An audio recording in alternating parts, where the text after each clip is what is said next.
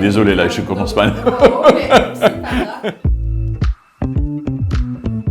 Bonjour, donc je m'appelle Jean-Louis Mosca, j'ai 59 ans. Comment l'aventure a démarré? Donc j'ai fait des études de gestion et finance à l'université de Paris-Dauphine et puis quand j'ai voulu travailler, passionné d'automobile, après 2 premières expériences professionnelles, je suis rentré chez un constructeur automobile, Fiat Auto, où j'ai découvert les métiers de l'automobile et le métier de la concession automobile et rapidement je me suis rendu compte que le fait d'être autonome mais dans un réseau déjà bien calibré était pour moi une expérience entrepreneuriale assez rassurante et très vite j'ai voulu me lancer et donc j'ai racheté une première concession Fiat à Albertville juste après les Jeux Olympiques.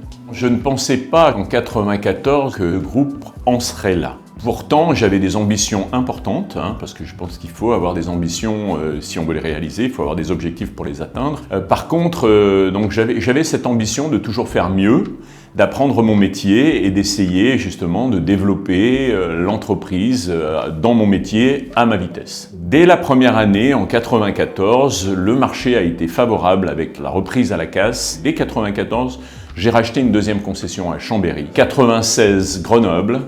97, la deuxième partie de Grenoble, 98, Annemasse et 99, Annecy, et j'étais devenu le premier concessionnaire Fiat de France en 5 ans.